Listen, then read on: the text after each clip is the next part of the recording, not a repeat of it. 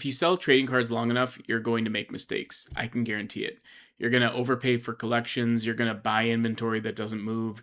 You're going to have cards sitting around way longer than you ever expected. The difference between successful sellers and unsuccessful sellers isn't really avoiding those mistakes. It's what you do after them. It's how you action those mistakes. And today I want to talk about how I make the best out of a bad situation. And trust me, I've ended up in a number of precarious positions over the last year plus. But if you don't know me, my name is Pat. I own Hound Dog Gaming. On this channel, I document the real world journey of building a trading card business across TCG Player, eBay, and my own website. All those links are down in the description. You're going to see what sells, what doesn't, collection purchases, listing strategies, shipping tips, and the real numbers behind the business. If that sounds like something that you'd enjoy, hit subscribe and join me as we build this thing together. If you're a collector, you'll find links to my stores below. My TCG Player Pro website is always priced at least 5% below market. And if you're looking for supplies for your collection or your business, you're also going to find affiliate links to the products and the tools that I use every single day. The first thing that I need to say, and let's just get this out in the open, is that you need to accept the mistake quickly. You can't act like it didn't happen. The sooner you get over it, the better. The worst thing that you can do is stay in denial. Let's say just any of these examples, and maybe these things apply to you, right? Maybe you overpaid for a collection. Maybe the game that you bought lost popularity after you purchased a significant collection. Maybe you bought too much sealed product. I've been there myself. Maybe a card got reprinted and suddenly, boom, it tanks in value. You need to accept the reality quickly. Don't spend 6 months pretending that things are just going to magically improve. The faster that I accept the mistake, the faster I'm able to fix it, and so can you. You need to separate your emotion from your inventory, and this is really, really hard. We naturally become attached to inventory because we spend our real hard-earned money on it. We spent time processing it, orienting it into our inventory, and we remember what it used to be worth. We remember poring over the spreadsheet or the TCG player list or the mana pool comparison. It doesn't matter. Collector, right? The market doesn't care how much work that you put into it. It just doesn't. So you need to ask yourself, if I didn't own this inventory today, would I still buy it? If the answer is no, then you need to pivot. And again, I've had to do this more times than I care to admit. It's just the way things are. Inventory can't be your trophy. It's a real business asset, and it needs to be treated as such.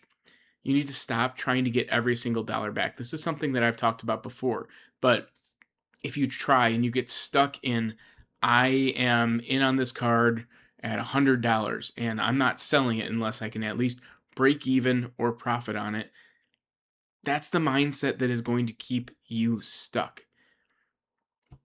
Things to think about. If you're thinking like this, these things might not be true.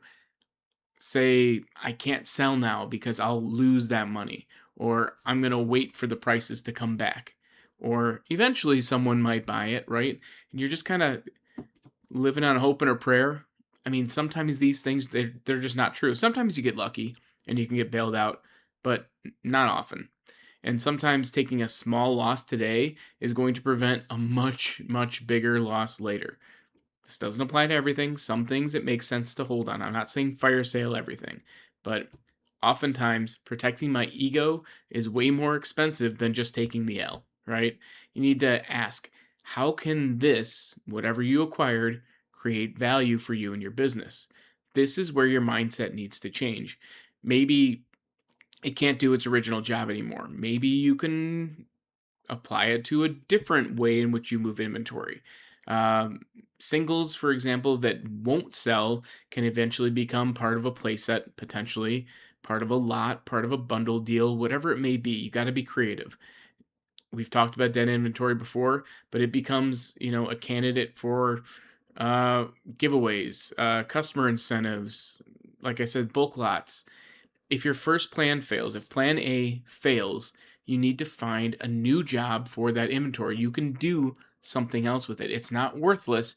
It's just potentially time to move on. You need to turn a mistake into something that you can quickly get over and recover from and move on to the next thing. And sometimes taking a percentage of what you bought on it is the best way to do that. You need to turn your mistakes into systems. And this is something that I've preached before, but every bad situation should end up creating a new rule for you. So let's go through a couple of examples. Let's say you bought too much inventory. Well, from that, you don't buy collections until your backlog is under control. That might be one thing. Or let's say I spent too much money listing these low value cards. Well, you need to implement a floor price to get over that, because now that 5-cent card is worth 30 cents or whatever it may be, right? Or let's say you're too dependent on one platform. Well, let's go ahead and diversify. Let's take the fact that maybe you bought too much inventory and now you own too many of certain card, and let's open up a new sales channel with that.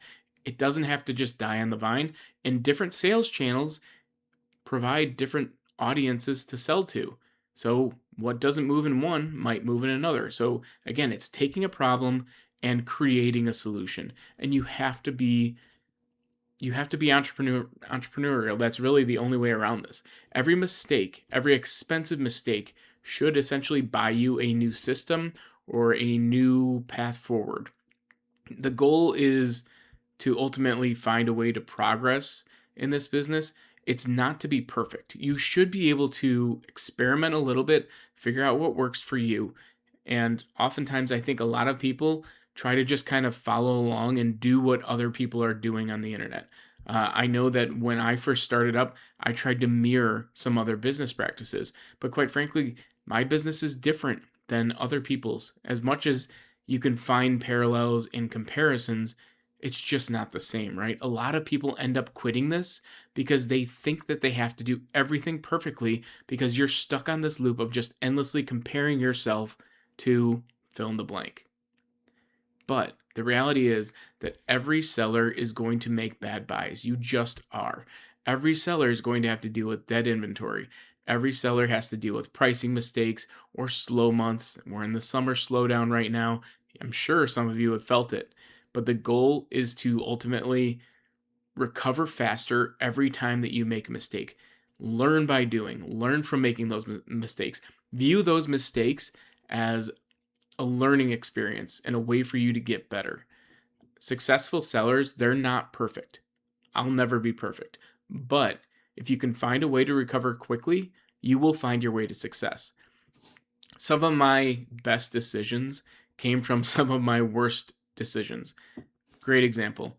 I mentioned before, I went all in, not all in, but I spent a significant amount of money on Japanese sealed. This was around the time where Prismatic in English was taking off, but Terrastal Fest in Japan was readily available.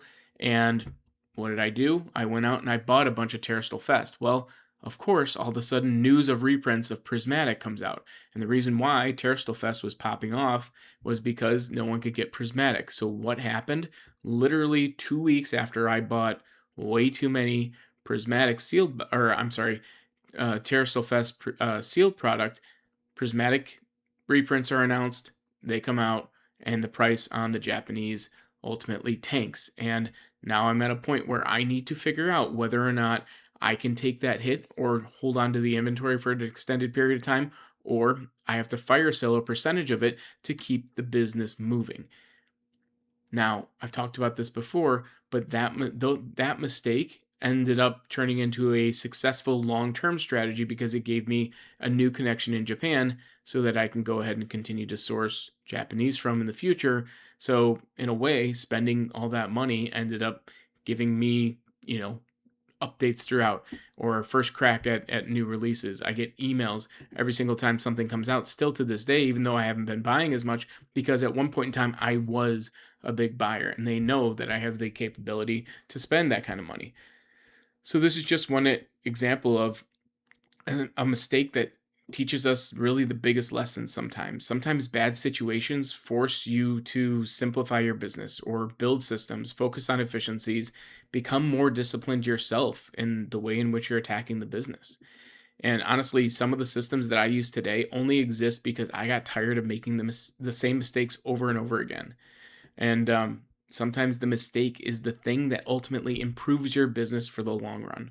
So I got to ask you guys, what is one inventory mistake that you might have made recently? Maybe you overbought. Maybe you overpaid. Maybe you're sitting on way too much backlog.